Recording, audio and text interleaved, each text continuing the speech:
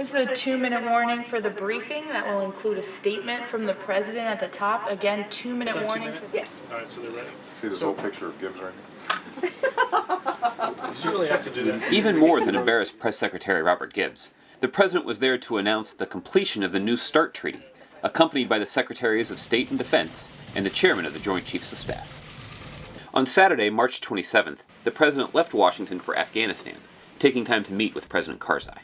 After welcoming President Barack Obama to Afghanistan.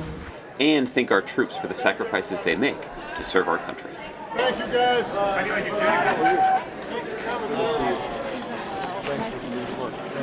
Appreciate everybody.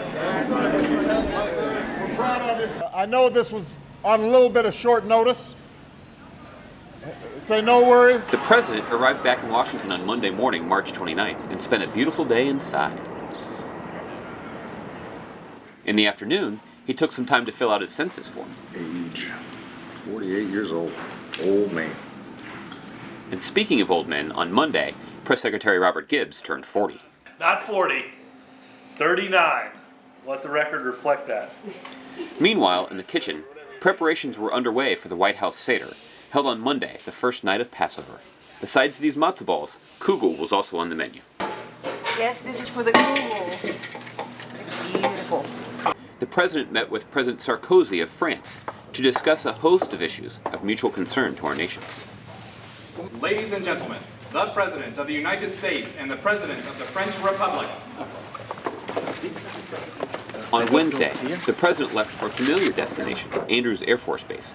But instead of loading up Air Force One, he inspected a retrofitted F-18 as part of an event highlighting energy security. So this thing is flying on biomass. Some of the press may be wondering why we are announcing offshore drilling in a hangar at Andrews Air Force Base. Well, if there's any doubt about the leadership that our military is showing, you just need to look at this F-18 fighter and the light armored vehicle behind me.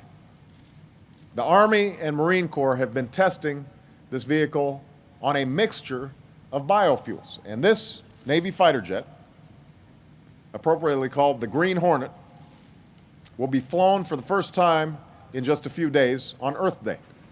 And in the afternoon, the First Lady was joined by a group of children from local elementary schools to help with the spring planting in her vegetable garden.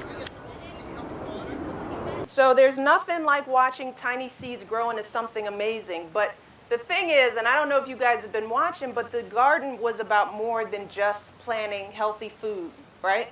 Because we were able to feed not just the staff at the White House, but we provided food to people at homeless shelters. So we used that food to feed a lot of people. But we also began a conversation about getting kids and parents and teachers all across the country thinking about living healthy.